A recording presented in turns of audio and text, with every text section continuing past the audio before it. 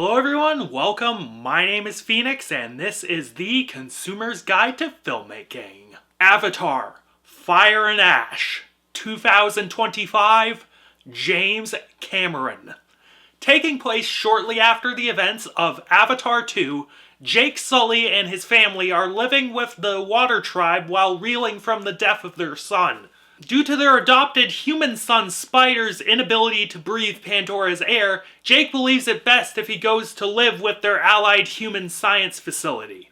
These plans, though, take a turn for the worst when Varong, leader of the fiery Makwang clan, attacks. Further complicating matters, Colonel Quaritch returns to take revenge on Jake Sully. With both humans and violent Na'vi on their tail, Jake and his clan must find a way to keep their people safe at all costs. Like, okay, I guess? Oh, fuck. I'm just past the point of caring with these movies. Oh my god. This film, like the others, is a technical feat in terms of computer animation. Despite some frames here and there looking a little wonky, it is generally a seamless experience, and it is still pretty impressive how slick everything looks. But the problem now is that after Avatar 2, it seems James Cameron and his crew have plateaued in terms of advancing this tech forward. Like, it doesn't look any better or worse than Avatar 2 did. Everything about this film, from a direction, production, design, and music standpoint, is perfectly adequate. Perfectly acceptable follow-up to the second film. Maybe the song at the end of this one was kinda corny, but whatever. This whole franchise is corny as fuck. It's the writing, though, that begins to make me scratch my head and wonder why we are still bothering with these movies, though. After getting over the hump of James Cameron gleefully just making dances with Smurfs with the first film, Avatar 2 feels like we were finally expanding on this world and we were telling what some might even call an original story. And with Avatar 3, like, sure, we were going over a lot of the same themes as these first two films, with the colonialism and the whaling and the environmentalism, but I would expect they continue down that route given all we've set up in those first two films. And at first, Avatar 3 felt like a proper escalation of stakes from the second in terms of structure and pacing. We had some really dark moments where Quaritch, the Fire Lady, and the humans were really decimating the Na'vi. You felt an emotional weight, and it felt like we were gonna get an Infinity War sort of ending where it just ends on this dour note. But the film chickened out of following through on these stakes. By the end, besides Quaritch just disappearing into the void, the story resolved itself on this corny, happy note, and it kinda felt like the ending of a trilogy. But this isn't a trilogy. There are gonna be two more movies, barring the studio pulling the plug after this one, so I gotta ask the question here, where do those other two movies go?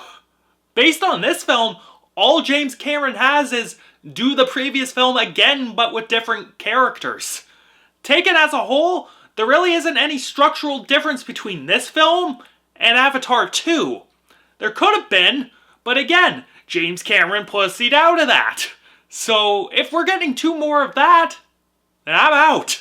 The cast are all doing their job though. I can't blame them, because they are working their damnedest with this material. Jack Champion was kind of a weak link, as some of his line reads could have used another go. But otherwise, the usual suspects were all here and doing their job. Sam Worthington was fine. Zoe Saldana was just giving her. Kate Winslet and Cliff Curtis were fine as the chieftains of the water people. It kind of shocks me that Sigourney Weaver is voicing a kid in this film, but whatever. Everyone is here, and they're doing fine. Stephen Lang, though? I mean, come on. That's one of my guys. He is just the highlight of every one of these movies. He chews so much scenery in this film, and it is above and beyond the other actors. As our second antagonist, we have Una Chaplin playing the Fire Tribe Chief Varong, or whatever the fuck her name is. She was serviceable as a villain, and she cut a decent presence, no doubt. But the minute her and Stephen Lang started sharing a screen, I was all in and I was just dying at points. That entire scene where Stephen Lang was tripping balls was probably the best part of the entire film. So yeah, Dances with Smurfs 3, Stephen Lang fucks the fire lady was perfectly serviceable, I suppose.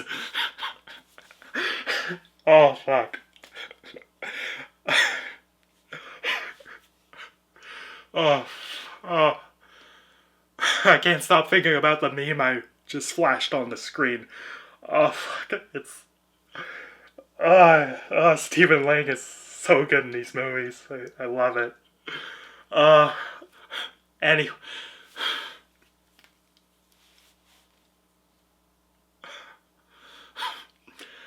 Oh, God. Oh, fuck. Anyways, if this film had ended with any sort of tangible stakes or consequence, I would maybe be more hopeful for this franchise.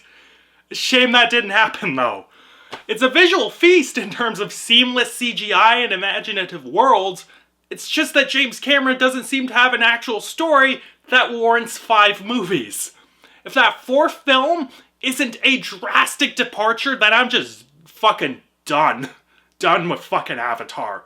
If you like the other 2, then maybe you'll like this one more than me. I don't know. Make up your own mind. Fucking deuces. I'm out. 5 out of 10. See you later.